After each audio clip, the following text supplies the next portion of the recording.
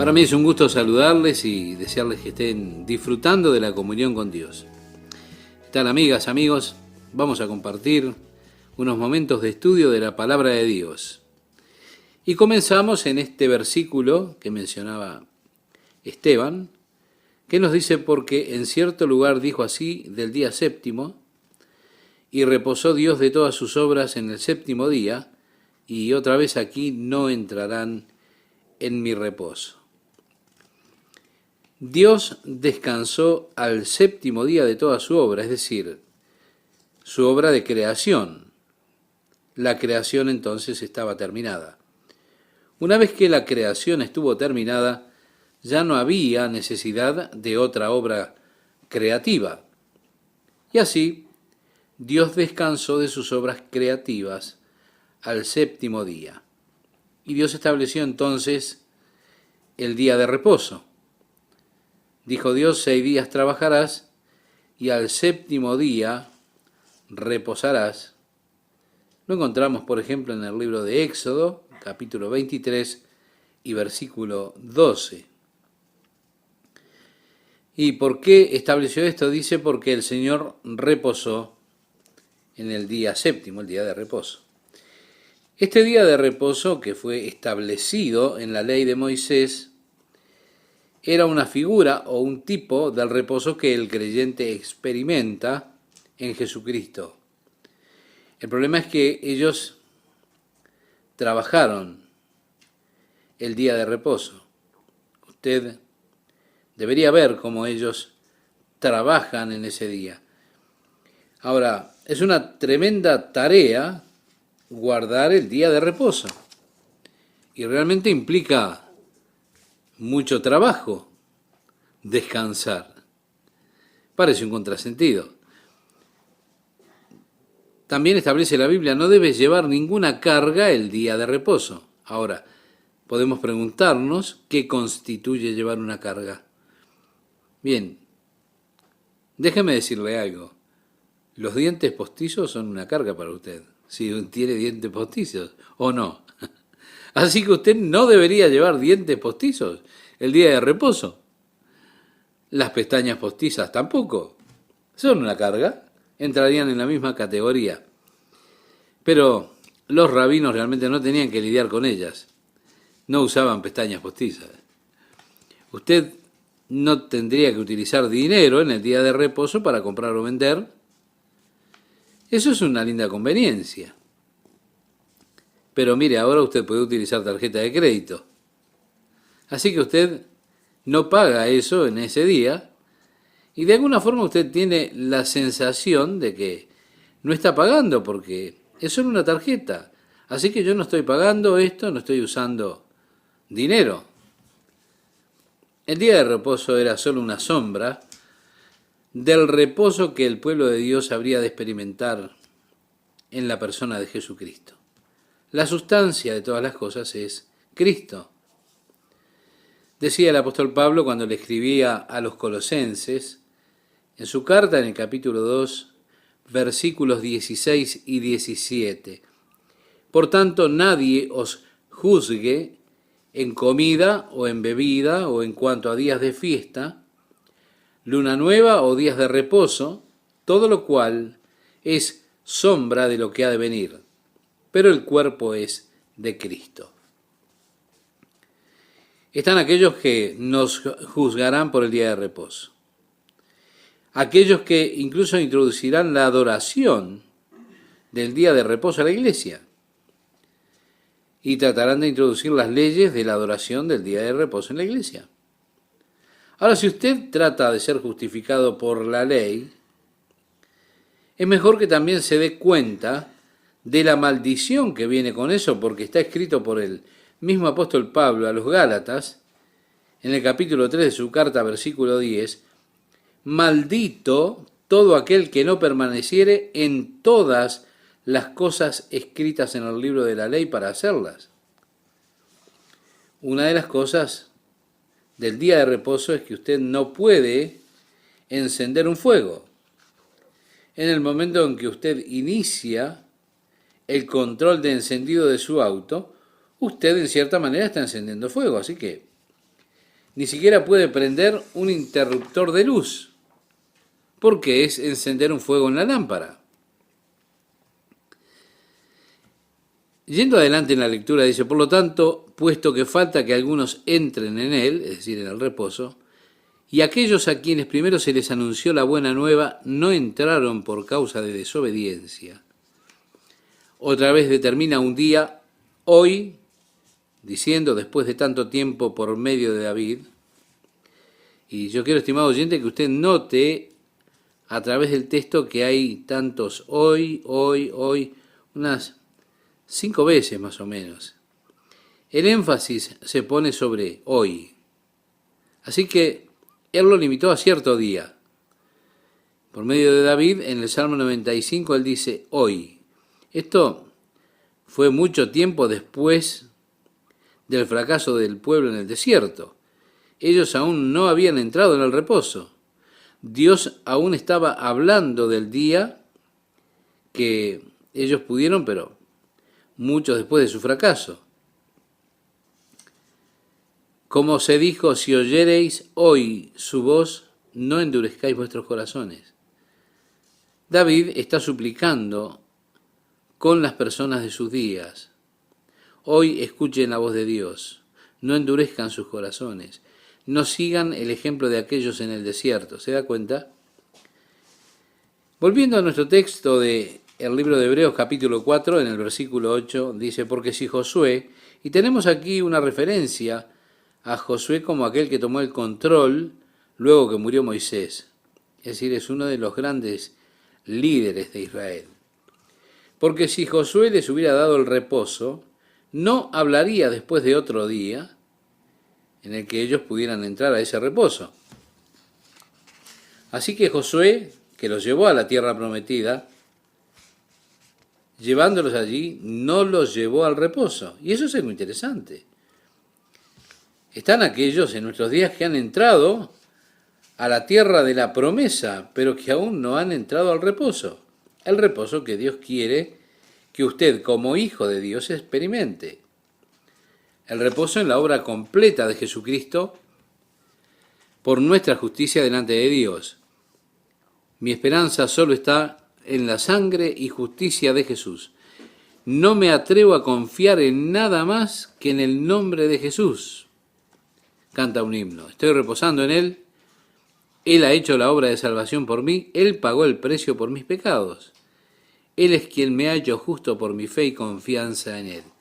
Sí, la obra de Jesucristo es una obra completa, terminada.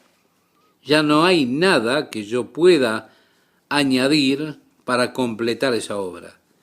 Eso ya fue consumado una vez y para siempre. Fue hecho por Él para mí, para usted.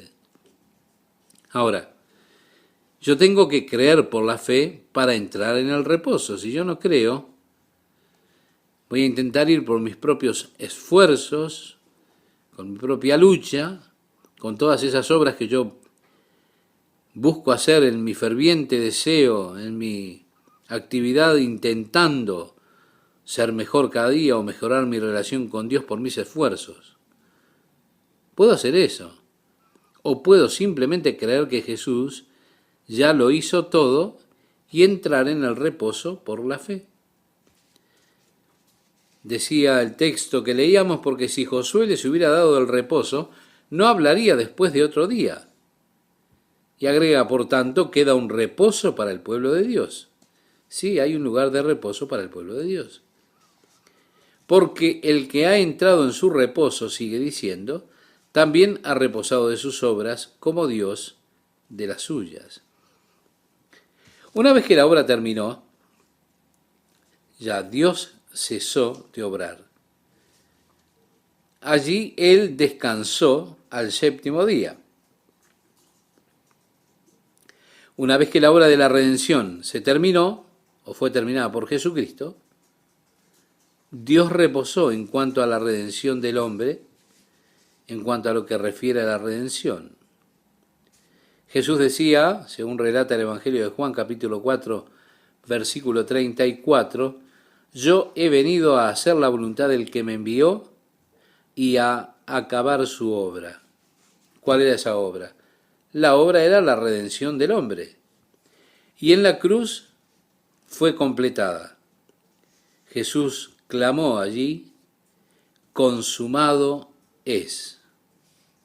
Es decir, la redención del hombre está completa. Ahora, si hemos entrado en el reposo, entonces hemos cesado de nuestras propias obras, así como Dios lo hizo de las suyas. No había ya nada más que Dios tuviera que hacer. No hay más nada que hacer ya para salvarlo a usted, porque todo lo que había para hacer ya lo hizo proveyendo la salvación por medio de Jesucristo. Ahora depende de usted creer y aceptar lo que Dios ha provisto. Esa obra completa y perfecta de salvación y aceptación delante de Dios. Y nuestro esfuerzo y labor, todo lo que nosotros podamos hacer o querramos agregar para ser salvos, no es acepto delante de Dios. Simplemente si creemos y aceptamos lo que Dios ha provisto, esa obra completa y perfecta de salvación y aceptación delante de Dios, somos aceptos en Cristo. Así que procuremos pues entrar en aquel reposo. Hay un reposo. Así que mi amigo, mi amiga, procuremos entrar en él, trabajemos para entrar en él, porque Satanás vendrá y le ha de desafiar a usted a cada paso. No, tú no puedes hacerlo. No puedes vivir esa clase de vida. Tú no puedes vivir una vida de justicia, pureza y santidad. Si esa es su obra en mí, cuando yo creo y confío en Dios para que Dios lo haga. Dios es capaz de hacer por mí lo que yo no puedo hacer por mí mismo. Lo que yo tengo que hacer es creer y confiar en Dios para hacerlo. Y decir, no, yo no puedo por mí mismo, pero por medio de Dios puedo hacerlo. Yo puedo ser todo lo que Dios tiene para que yo sea por medio de la obra de Jesucristo en mi corazón, en mi vida. De allí que procuremos, dice la Biblia. Tengo que trabajar realmente en ello porque Satanás constantemente desafía nuestra posición de fe y nuestra confianza en Jesús. Él vendrá tratando de confundir nuestro corazón, tratando de mantenernos en un estado de inquietud, mientras por otra parte me alienta en mis esfuerzos y mis obras, porque Satanás sabe que voy a fallar. Todo lo que yo intente en mi carne ha de fallar. Y creo que Satanás está detrás de cada intento, de cada incentivo de esfuerzo carnal, porque él sabe que todo lo que usted pueda hacer en su carne es fallar. Entonces usted después se desanima, se molesta, pierde su reposo, su paz en Cristo. Por eso qué importante es que procuremos entrar en ese reposo, para que ninguno caiga en semejante ejemplo de desobediencia, culmina diciendo el apóstol Pablo, sí, como lo hicieron en el Antiguo Testamento, porque ellos estaban confiando en ellos mismos, en su poder para ir contra los gigantes, y ellos sabían que no podían. Así, por medio de la incredulidad y la desobediencia, ellos cayeron. El versículo 12 nos dice ahora, porque la palabra de Dios es viva y eficaz, y más cortante que toda espada de dos filos, y penetra hasta partir el alma y el espíritu, las coyunturas y los tuétanos, y discierne los pensamientos y las intenciones del corazón. La palabra de Dios. Nuevamente, hay una escritura aquí que las personas a veces malinterpretan. Y esa escritura es, la letra mata, mas el espíritu vivifica. Lo escribía el apóstol Pablo en su segunda carta a los Corintios, capítulo 3, verso 6. Y digo que algunas personas lo malinterpretan, porque lo usan para referirse solo a las escrituras, las enseñanzas de la Biblia. Ellos dicen, no, pero la letra mata. No, no es así. Él está hablando en el contexto de la carta, Él está hablando de la ley, intentando ser justo por medio de las obras de la ley. Eso lo matará a usted. Si usted intenta vivir bajo la ley, eso lo matará, lo condenará a muerte cada vez. La letra de la ley, lo matará a usted cada vez. Pero el Espíritu da vida. Allí declara que la palabra de Dios es viva, es poderosa, es más cortante que espada de doble filo y como tal penetra hasta separar en pedazos el alma y el espíritu. Ahora, hay mucha adoración que es meramente física y apunta a nuestras emociones, pero no necesariamente es espiritual. No toca a nuestro espíritu. La liturgia, el incienso, las velas, las túnicas, los cánticos, son toda una experiencia. Cuando usted se sienta allí, se siente extasiado por la belleza de la liturgia. Y usted se va con la sensación de haber adorado a Dios. Pero si no fue enseñada la palabra de Dios, toda su experiencia no tuvo nada de espiritual. Realmente su espíritu no se alimentó. Es solamente la palabra de Dios la que es capaz de alimentar el espíritu del hombre. Usted no crece espiritualmente por experiencias físicas o emocionales. Usted crece espiritualmente por la palabra de Dios. Al mismo tiempo, en algunos servicios de algún grupo religioso, con reuniones muy emocionales, tanto que las personas se van y declaran la bendición que fue aquello. Y el predicador ni siquiera tuvo oportunidad de predicar. Así que dicen, el espíritu bajó y parece que lo alto del pináculo de la experiencia espiritual es lo que tuvieron allí. Pero el predicador ni siquiera tuvo la chance de hablar la palabra de Dios. Tuvieron una experiencia poderosa, emocional, pero no espiritual. Porque, reitero, es solamente la palabra de Dios la que tiene esa capacidad de dividir el alma y el espíritu. Eso es algo que nosotros no podemos hacer, es muy difícil. El alma y el espíritu del hombre están tan entrelazados, hay una red tan entrelazada entre ambos, que es muy difícil para nosotros discernir cuándo realmente algo me toca espiritualmente o solo me toca de manera física, de forma emocional. La división es tan fina que solo la palabra de Dios puede hacer esa distinción entre lo que es del alma y lo que es espiritual, porque discierne los pensamientos y las intenciones del corazón. Ahora, ¿yo voy a confiar en la obra terminada de Jesús o prefiero confiar en mis propias obras, mis propios esfuerzos, tratando de terminar esa obra de redención en mí, de perfección? Bien, si estoy confiando en mis propias obras, yo no puedo descansar, porque yo no estoy seguro de mis propias obras y los motivos que hay detrás de ellos. Algunas cosas que hacemos, aparentemente del lado externo, tienen una apariencia maravillosa, lucen bien. Si nuestros corazones fueran examinados honestamente, quizá la razón por las que hice, o por la que hice yo esas cosas, fue tratando de quedar bien. Y me aseguré que todos estuvieran mirando cuando lo hice. Ve, la motivación detrás de muchas de estas cosas muchas veces está equivocada. La motivación detrás de nuestras obras. Sí. Jesús dijo, guardaos de hacer vuestra justicia delante de los hombres para ser vistos de ellos. Oh Dios, ayúdanos, porque muchas veces es así. Ahora, como hijo de Dios yo hago obras. Muchas veces las personas toman estas cosas del Nuevo Testamento, como Pedro dice acerca de los escritos de Pablo, y los toman para su propia destrucción. Como señala Pablo que por obra de justicia ningún hombre será justificado a los ojos de Dios. Sí, señala también la necesidad de descansar en esa obra terminada y completa de Jesús. Las personas dicen, bueno, entonces no tiene sentido hacer nada, porque después de todo, lo que haga no cuenta para nada o no interesa. Permítame decirle que no es así. Yo hago muchas obras, pero el motivo detrás de ellas es mi amor por Jesucristo.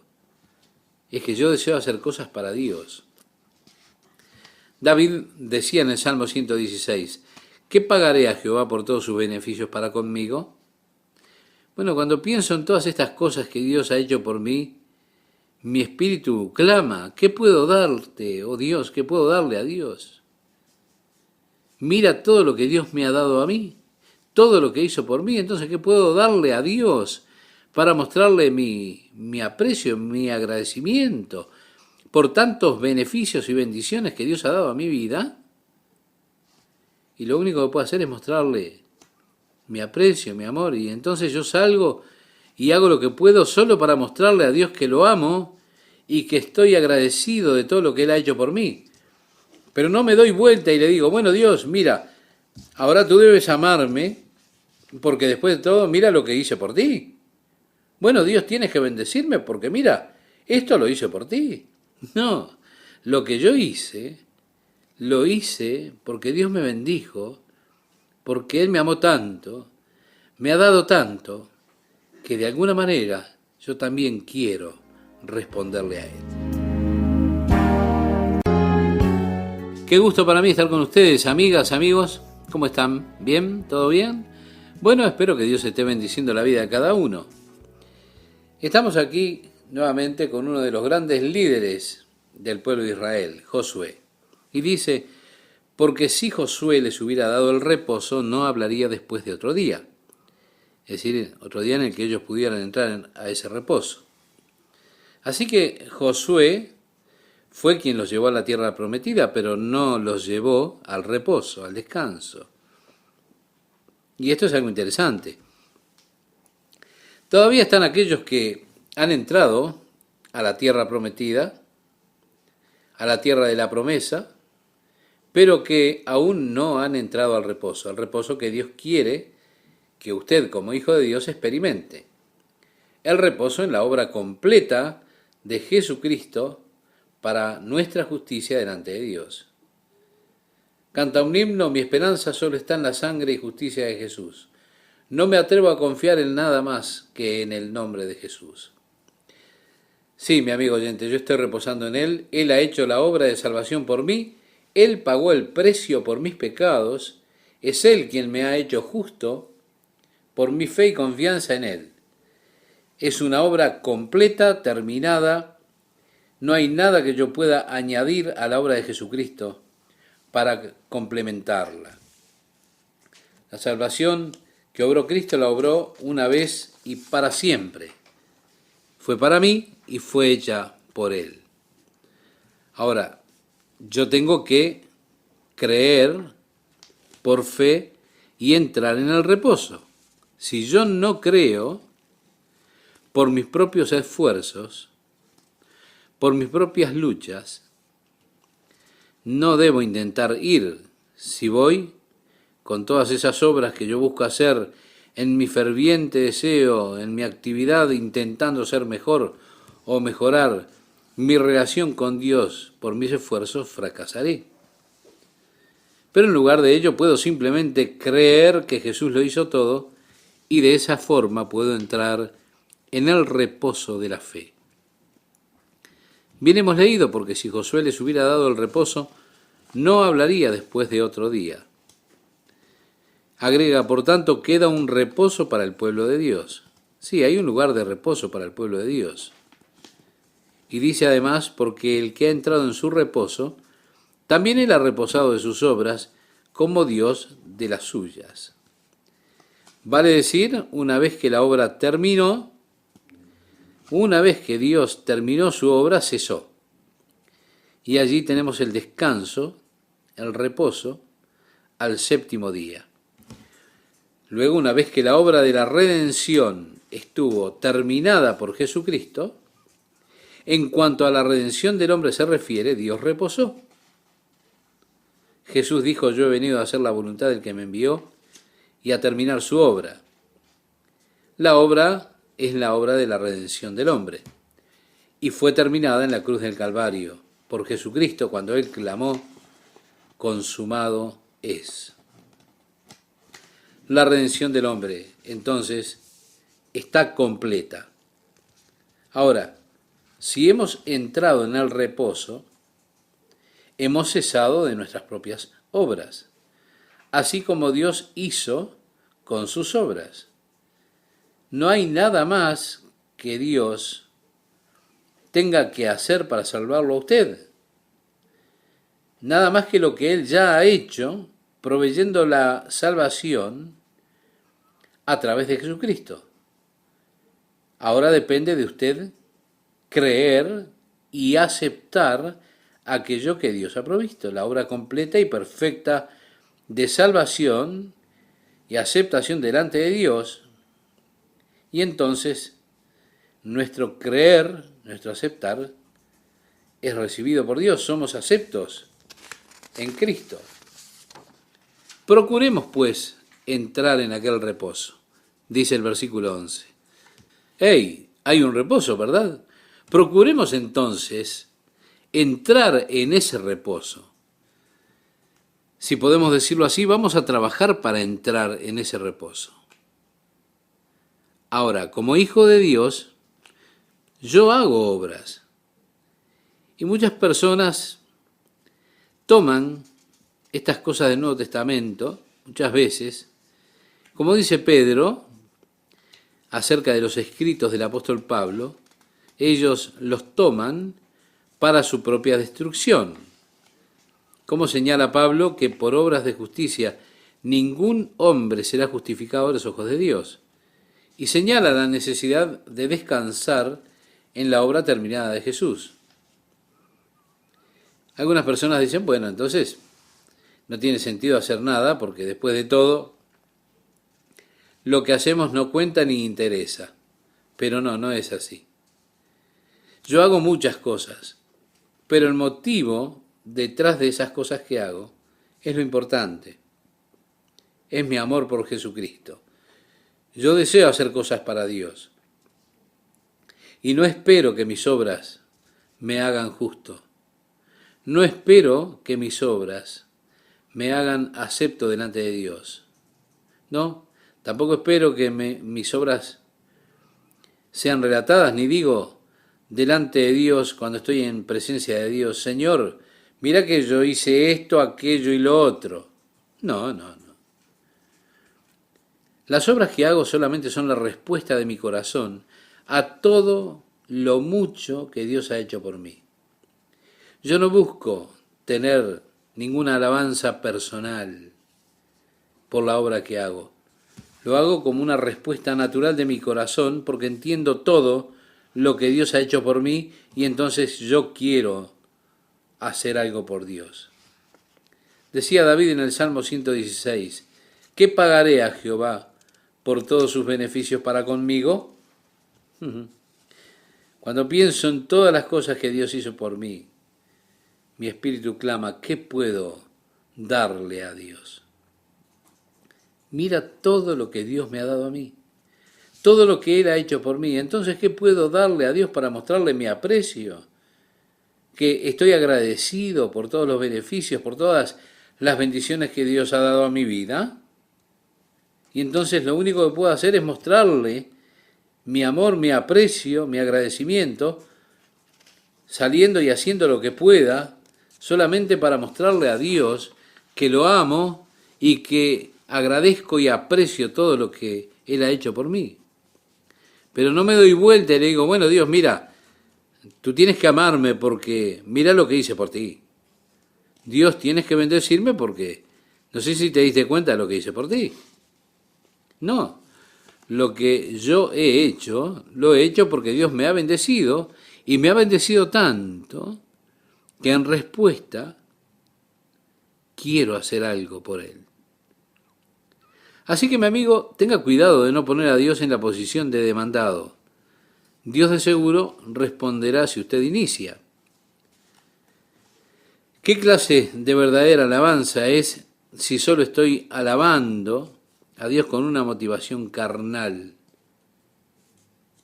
La motivación de obtener bendiciones de Dios de manera carnal. No, la verdadera alabanza es la que sale espontáneamente del corazón hacia Dios cuando nos damos cuenta de cuán bueno ha sido Él con nosotros y cuando vemos las bendiciones de Dios para nosotros. Y allí es que decimos, oh Dios, tú eres tan bueno, te amo, Señor, yo sé que no merezco nada. Bueno, yo sé que merezco algo, pero no estas bendiciones. Yo merezco un buen golpe, pero aún así mira lo que Dios ha hecho por mí. Oh Dios, tú eres tan bueno, te amo, Señor. Y eso es lo que me sale de mi corazón como una respuesta espontánea a Dios. Pero Dios es el que inició la cosa, es Él que me amó. Es Él que dio a su Hijo. Es Él que me lo dio todo. Y ahora yo respondo a ese regalo. Dios me ha bendecido y yo respondo a esas bendiciones. Ahora, no hay obra que yo pueda ofrecerle a Dios que haga que Dios me responda a mí. No, no, no. Siempre el que inicia la cosa es Dios y yo soy el que responde. Respondamos entonces, estimados oyentes, al amor de Dios. Ahora, mis obras serán juzgadas y la palabra de Dios es la que discierne los pensamientos y las intenciones del corazón. ¿Qué posibilidades tendré cuando mi juicio llegue en cuanto a la motivación detrás de cada obra? No de la obra misma, de la motivación. Jesús hablaba de aquellos que en aquel día le dirán, Señor, Señor, ábrenos. ¿No profetizamos en tu nombre? Y echamos fuera demonios, hicimos muchas obras piadosas. Y Jesús dirá, no los conozco, apartados de mí, obradores de iniquidad. Usted puede leer esto en el Evangelio de Mateo, capítulo 7, versículos 22 y 23. Ah, sí, ellos hicieron todas esas cosas, pero las hicieron de tal manera que lo que buscaban era la gloria y la fama personal para ellos mismos. Ellos comercializaron las cosas de Dios, se enriquecieron con las obras de Dios. Aún así ellos seguirán aquel día delante del trono blanco para decir, Señor, sanamos los enfermos, echamos fuera demonios, hicimos muchos milagros. Y Dios dirá, sí, ustedes los hicieron, pero lo hicieron para su propia gloria. Las hicieron de tal forma que lograron tener gloria y riqueza para ustedes. En el versículo 13 dice, y no hay cosa creada que no sea manifiesta en su presencia. Antes bien, todas las cosas están desnudas y abiertas a los ojos de aquel a quien tenemos que dar cuenta. Es decir, usted no podrá esconder nada de Dios. Su vida, para Él, es un libro abierto. No hay un solo pensamiento que usted haya tenido que Él no lo sepa. Usted no puede esconder nada de Dios. David le dijo a Dios, tú conoces mis pensamientos antes de que yo piense en ellos. Todo está abierto, todo está descubierto delante de Él. Dios conoce todo lo que hacemos. Él sabe lo que yo hago. Es por eso que yo no quiero depender de mis obras. Yo quiero depender de la obra terminada de Jesucristo. Y estoy feliz de poder tener mi salvación, mi situación en su obra completa y no en mis esfuerzos o en mis obras. Qué necio es si quiere intentarlo. Como leíamos, ¿verdad? Un poco antes, en otro pasaje, en otra audición, considerad al apóstol y sumo sacerdote de nuestra profesión, Cristo Jesús. Ya en el versículo 14 de este capítulo 4 leemos, por tanto, teniendo un gran sumo sacerdote que traspasó los cielos, Jesús el Hijo de Dios, retengamos nuestra profesión. Y bueno, viendo que tenemos este sumo sacerdote, no entrando en el lugar santísimo del templo de Salomón o el tabernáculo, que era solamente un modelo del cielo, sino habiendo entrado al cielo mismo por nosotros. Este gran sumo sacerdote, retengamos esta nueva confesión en Cristo, esta profesión de Cristo, porque no tenemos un sumo sacerdote que no pueda compadecerse de nuestras debilidades, sino uno que fue tentado en todo según nuestra semejanza, pero sin pecado. ¿Vemos? Tenemos en Cristo un glorioso sumo sacerdote. Él se ha ido al cielo, pero ha ido para interceder por mí. Él es mi sumo sacerdote compasivo, porque Él comprende mi debilidad, porque Él se volvió hombre para experimentar las tentaciones que un hombre experimenta. Él conoce perfectamente mis problemas. Él conoce mis debilidades, por eso Él puede sentir empatía hacia mí. Qué glorioso sumo sacerdote tenemos, realmente. Por eso dice, acerquémonos, pues, confiadamente al trono de la gracia. Ahora, ¿cómo podré ir confiadamente al trono de la gracia si no es por medio de Jesucristo? ¿Me puede decir usted? ¿Usted se animaría, se atrevería a ir confiadamente al trono de la gracia, pidiéndole a Dios que acepte sus propias obras, que lo recompense por lo que usted hizo? Usted diría y allí plantearía, Señor, mira lo que hice por ti esta semana. Quisiera recibir mi recompensa hoy. No, déjeme decirle algo. Yo solo puedo llegar a Dios por medio de Jesucristo y no me atrevería a ir delante de Dios por mí mismo. Pero por medio de Jesucristo yo voy confiadamente. ¿Por qué? Porque mi sumo sacerdote, que es Jesucristo, Él comprende mi debilidad. Él fue tentado como yo. Por eso Él es capaz de ayudarme en el momento de mi tentación. Y de esa manera yo voy confiadamente al trono de la gracia, no al tribunal de justicia de Dios para recibir recompensas por mis obras. Yo no voy al pagador para que me pague por la obra que hice, sino que voy al trono de la gracia para alcanzar misericordia y hallar gracia para el oportuno socorro. Así termina el versículo 16. De esa manera me acerco a Dios sobre la base de su gracia y misericordia hacia mí, y no sobre la base de mis obras y lo que yo merezco.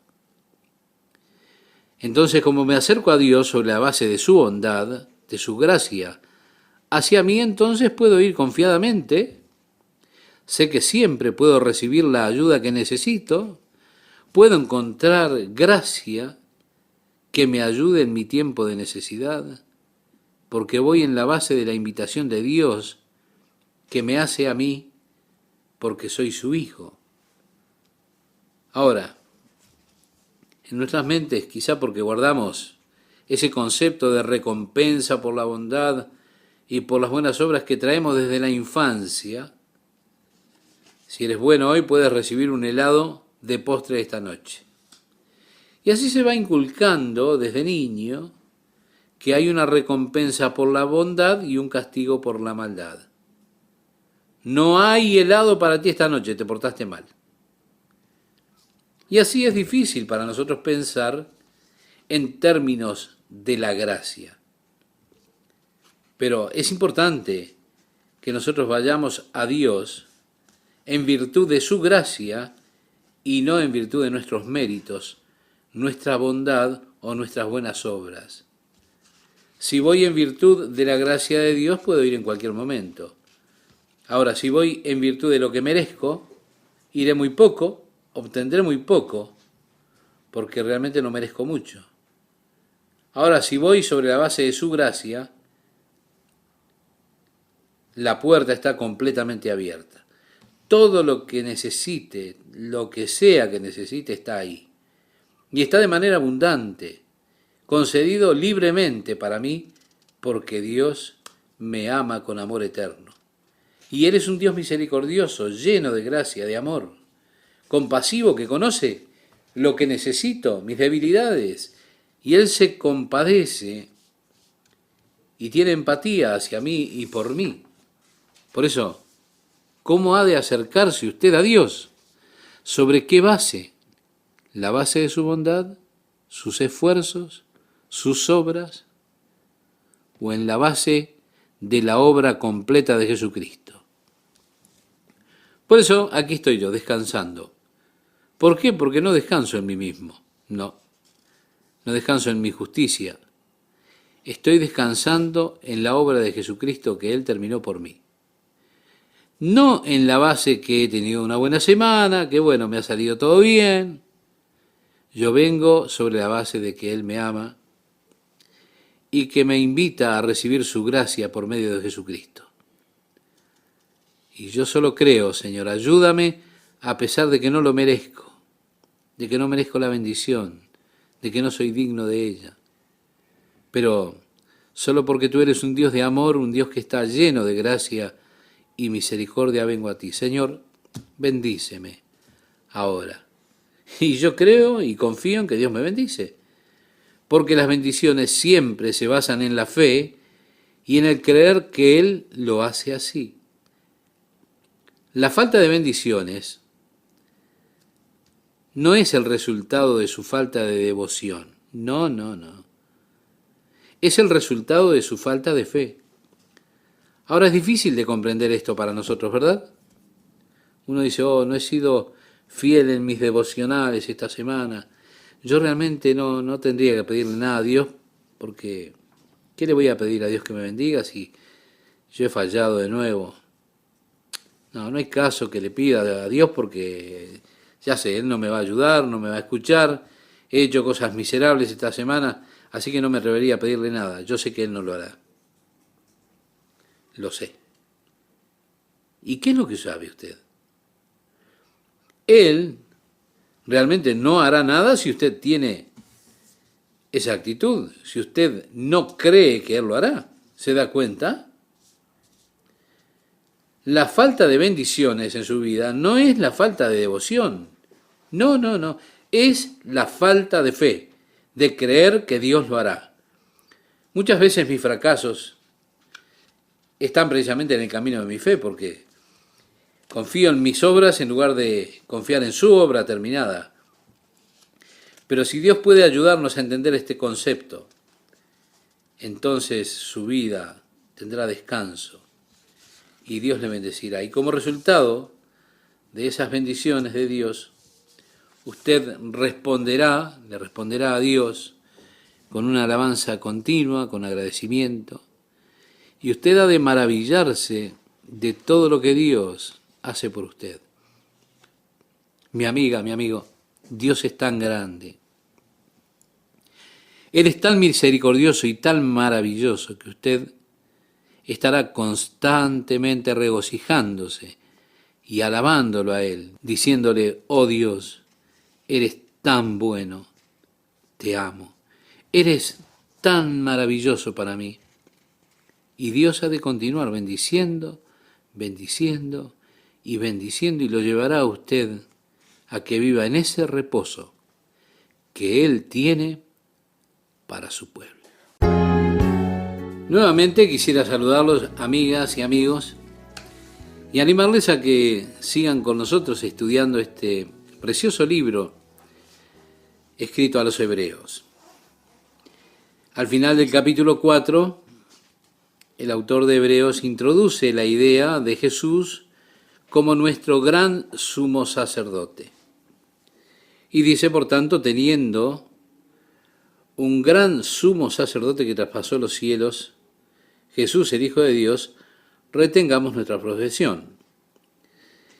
Es decir, habla de nuestra profesión de fe y dice, porque no tenemos un sumo sacerdote que no pueda compadecerse de nuestras debilidades, sino uno que fue tentado en todo, según nuestra semejanza, pero sin pecado. Acerquémonos, pues, confiadamente al trono de la gracia para alcanzar misericordia y hallar gracia para el oportuno socorro. Como veíamos en la audición anterior, podemos llegar confiadamente al trono de la gracia porque precisamente tenemos un gran sumo sacerdote. Mire, la misión del sacerdote era doble. Él debía ir delante de Dios en representación del pueblo, delante de Dios. Ahora, Allí estaba un Dios santo y justo y por otro lado personas pecadoras. Una persona pecadora no podía acercarse al santo y justo Dios. Así que el sacerdote tomaba el sacrificio que se realizaba e iba delante de Dios representando a la persona, hacía él el camino, representando a aquella persona delante de Dios. Entonces, al salir de la ofrenda del sacrificio, él ahora representaba a Dios ante el pueblo. Por eso él era un mediador. Jesucristo fue un mediador entre Dios y el hombre. Tenemos un gran sumo sacerdote. Esto estaba tan inculcado en la mente judía, ellos no se atrevían a acercarse a Dios si no era a través de los sacrificios y el sacerdote. Esto ha cambiado en nuestros días, cambió radicalmente. Para los judíos hoy, ellos sienten que tienen acceso directo a Dios y que no necesitan mediador. Ellos dicen allí, vamos directamente a Dios. Y todo el concepto mental ha cambiado a lo largo de los años. Pero en el tiempo en que Pablo estaba escribiendo, la condición o el pensamiento o la mente de los judíos estaba en cómo Dios era totalmente inaccesible para el hombre pecador, tanto que no se atrevía a acercarse a él correctamente. Así que el que pertenecía al pueblo judío sentía que su único acercamiento a Dios era posible por medio del sacerdote que iba delante de Dios representándolo a él. Con la venida de la fe de Jesucristo o en Jesucristo, todavía había en el pueblo judío este problema mental. Subconscientemente pensaban que no tengo un sacerdote representándome a mí delante de Dios. De allí que el escritor de Hebreos ha de señalar que tenemos un representante superior, Jesús, que Él es nuestro sumo sacerdote, que por medio de Él nosotros podemos llegarnos a Dios, podemos venir confiadamente ahora, viendo que tenemos este gran sumo sacerdote que es Jesucristo. Ahora, en la mente judía habría una objeción inmediata. ¿Cómo podría Jesús ser nuestro gran sumo sacerdote cuando Él es de la tribu de Judá? Y sabemos que la tribu de Leví era la tribu sacerdotal. El autor contesta esta pregunta y comienza a responderla en el capítulo 5. Después toma el mismo tema en el capítulo 7 y lo amplía más.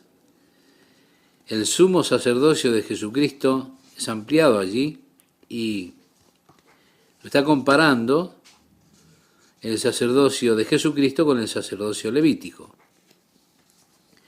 Los sacerdotes eran conocidos como órdenes, es decir, la orden levítica, por ejemplo. Pero hubo otra orden de sacerdotes en el Antiguo Testamento. Y esta orden de sacerdotes era la orden de Melquisedec. Así que el autor de Hebreos mostrará que Jesús es nuestro sumo sacerdote. Él no sigue el orden levítico, no sigue el orden de la tribu de Leví, sino que él sigue el orden de Melquisedec.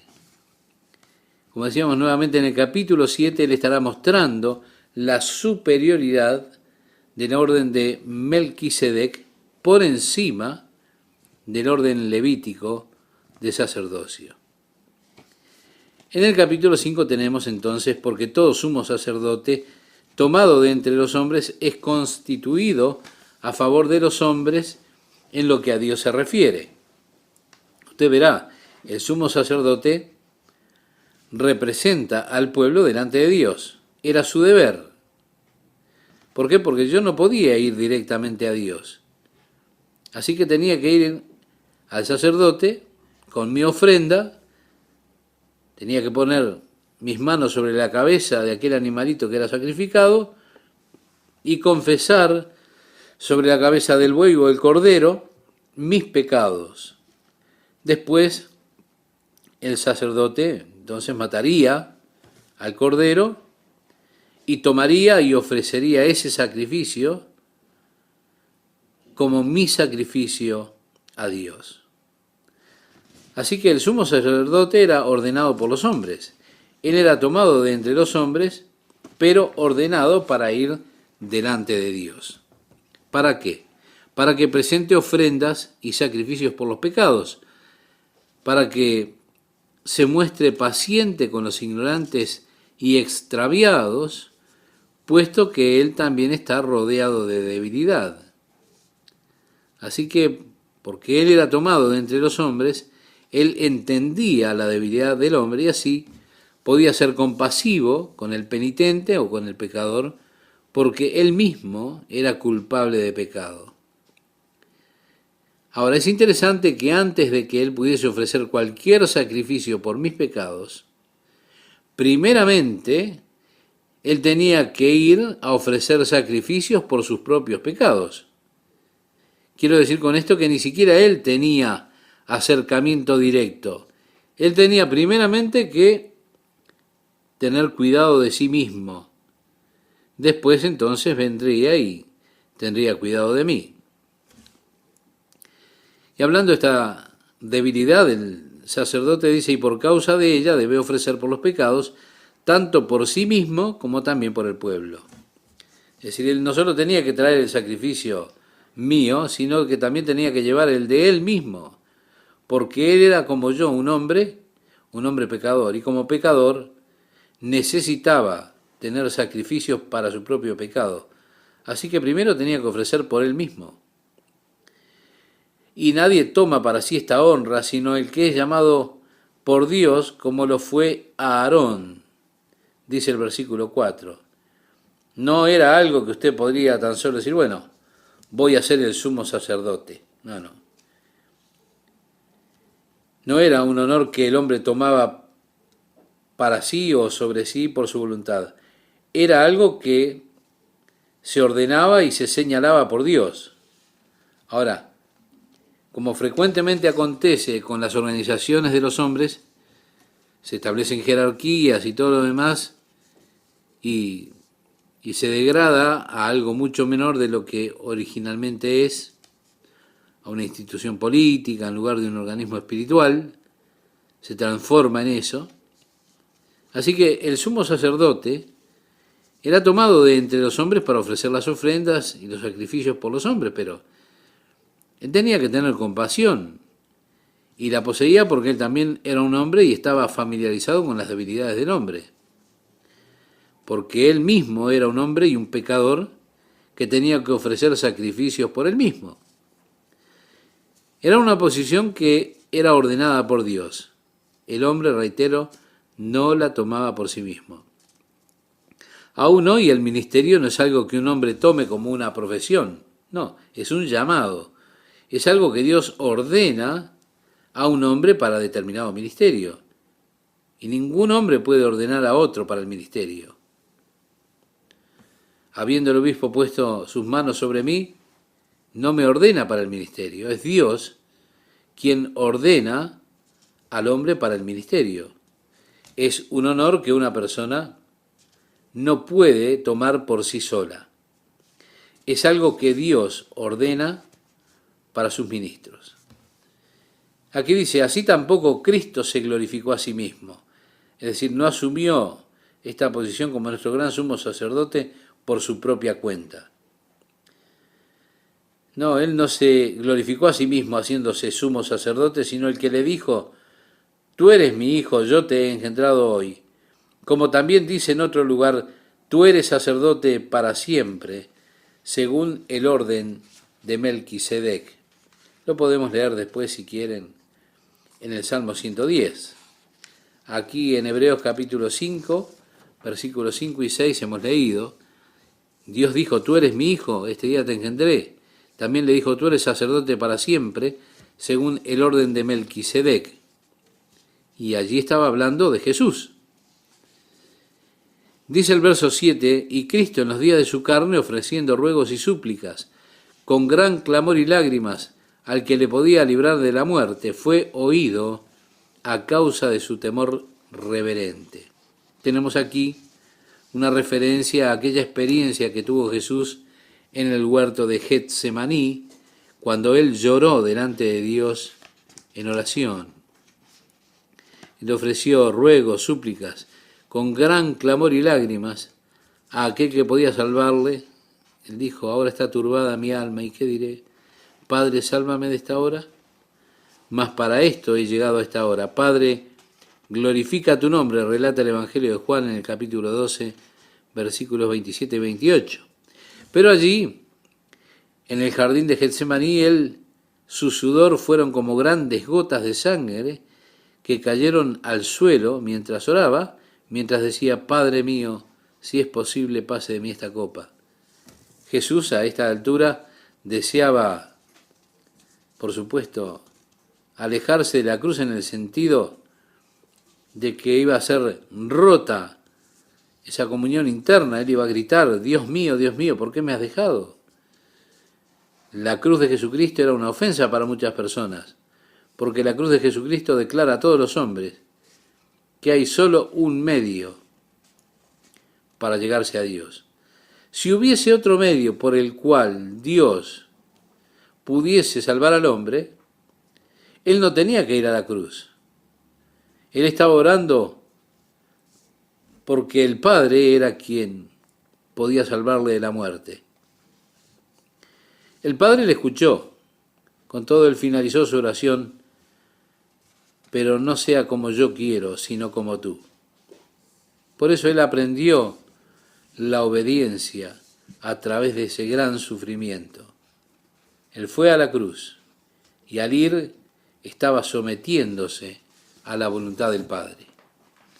Pienso que es algo muy importante de notar, porque con frecuencia imaginamos a Dios lleno de ira y juicio y listo para matarnos, y a Jesús diciendo, no, por favor, Padre, no, pero no es así. Fue el Padre el que inició el plan de nuestra salvación. Fue el Padre que envió a su Hijo unigénito. Fue el Padre quien mantiene esa decisión firme cuando el Hijo estaba listo a, por supuesto, no querer ser separado del Padre allí en la cruz. Y al someterse a la voluntad del Padre, queriendo hacer el sacrificio supremo de permitir a su propio Hijo atravesar por la ignominia de la muerte y tomar nuestros pecados sobre él, para que el Padre pudiera a través del Hijo ser capaz de otorgarnos perdón y recibirnos y tener compañerismo con nosotros. Él quiere que usted sea uno con Él. Así que el Padre le escuchó. Él fue oído, pero esa oración no fue respondida.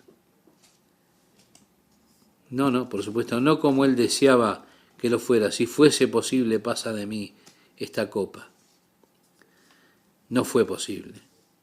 A través de oración, sufrimiento, Jesús aprendió la obediencia, es decir, la sumisión a la voluntad de Dios. Ahora, mi amiga, mi amigo, esto es algo que la oración siempre debiera enseñarnos. Y a veces pensamos que la oración es un instrumento por el cual nosotros podemos cumplir nuestra voluntad en la tierra.